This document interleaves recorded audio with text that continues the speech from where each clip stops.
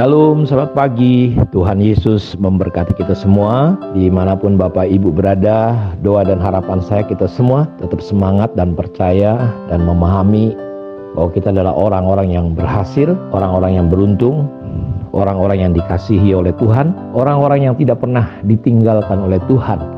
Tuhan adalah Bapa kita yang selalu memegang tangan kanan kita dan akan menuntun kita melewati api, gunung, lembah, bahkan di lembah kekelaman sekalipun, Tuhan tetap menyertai kita. Hari ini kita masih belajar bagaimana kita lewat perkenanannya bisa menjadi pribadi-pribadi yang sempurna utuh. Hari ini kita ingin melihat ciri-ciri orang yang hidupnya utuh, sempurna di dalam Tuhan.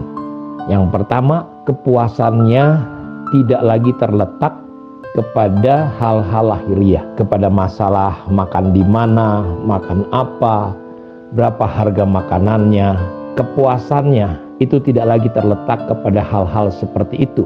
Pakaiannya berapa ratus juta, jamnya berapa miliar, mobilnya mobil apa. Tidak, kepuasannya, harga dirinya, ketenangannya itu betul-betul ada di dalam Kristus. Dia pindah betul-betul pandangannya dari hal-hal lahiriah, kebergantungannya, keberhargaannya itu tidak lagi kepada hal-hal lahiriah, apa yang dipakai, apa yang diminum. Orang-orang yang Kristen yang tidak utuh, dia selalu menaruh penghargaan, kepuasan, pencapaiannya kepada apa?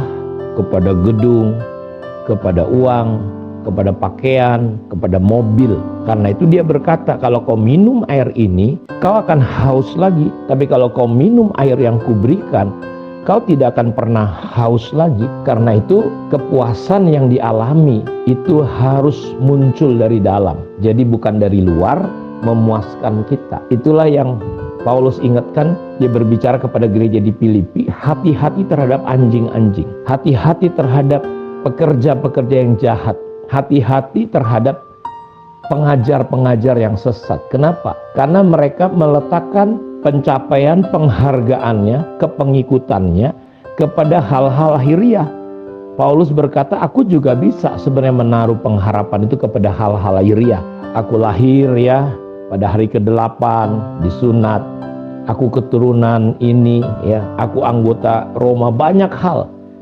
Tapi kita lihat bahwa ciri orang yang sempurna, utuh, ya, itu yang pertama terjadi perpindahan, pergeseran, ya, dari hal-hal materi, hal-hal lahiriah kepada hal-hal yang kekal.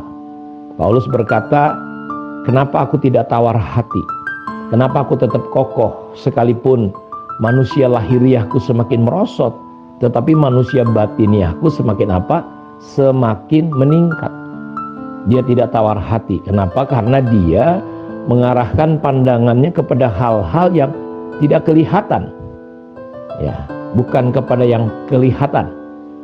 Saya nggak tahu apakah Bapak Ibu, mungkinkah hari ini kita masih terus tidak damai, tidak tentram, tidak tenang, karena arah kita bukanlah kekekalan, sesuatu yang memang tidak kelihatan. Tetapi kita mungkin masih ya mengalami ketidaktenangan, ketidaknyamanan. Kita banyak mengalami ketersinggungan ya, kehilangan banyak damai sejahtera. Karena fokus kita bukan lagi kepada kekekalan, tetapi kepada apa yang kelihatan. Nah, ini kita lihat ciri yang pertama adalah kalau kita masih retak ya, bocor, kosong jiwa kita. Kita akan mencari hal-hal yang dari dunia ini. Ya, apa kata orang? Ya, kita butuh penilaian orang. Kita menilai orang, kita menghakimi orang, sehingga kita tidak pernah puas dalam hidup ini.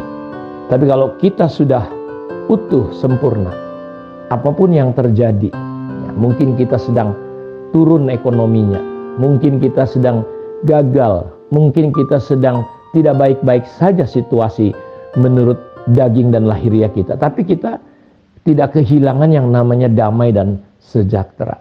Bahkan Yesus ketika sampai di atas kayu salib sekalipun, dia tetap tidak menghakimi, dia tetap tidak marah, dia tetap tidak kecewa dengan apapun.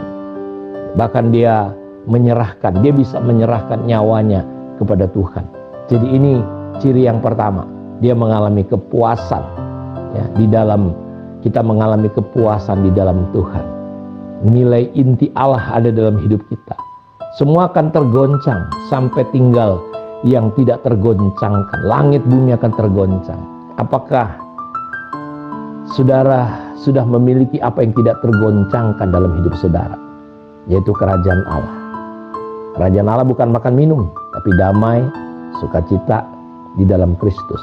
Nah, ini ciri yang pertama. Kalau kita sudah puas, penuh, sempurna, utuh dalam Tuhan, kita tidak lagi memandang dunia ini lebih daripada Kristus. Yang kedua, kita bisa memahami setiap apapun yang terjadi, setiap proses-proses yang terjadi dalam hidup kita itu, kita melihat adalah jalan untuk kita sampai pada kedewasaan. Karena itu dalam Yakobus 1 ayat 2, 3, dan 4 dikatakan, anggaplah sebagai suatu kebahagiaan apabila kamu jatuh ke dalam berbagai-bagai pencobaan. Sebab kamu tahu, ujian terhadap imanmu itu akan menghasilkan ketekunan.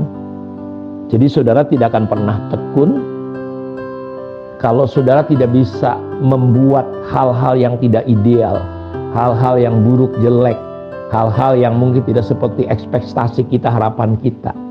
Ya, kalau kita tidak bisa melihat itu sebagai jalan, kita nggak akan pernah bisa tekun mengeluarkan buah ketekunan, endurance. Anggaplah sebagai suatu kebahagiaan. Apakah saudara bahagia ketika ada orang fitnah saudara?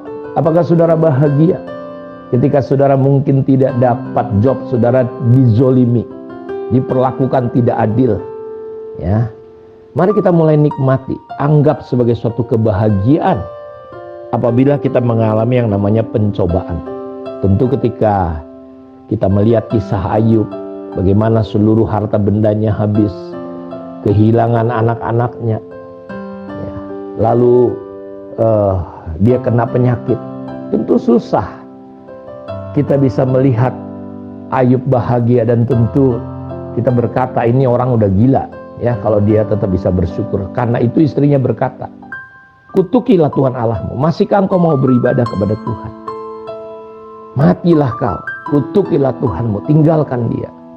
Nah, orang yang sudah penuh, utuh, sempurna, dia melihat apapun yang terjadi itu sebagai jalan.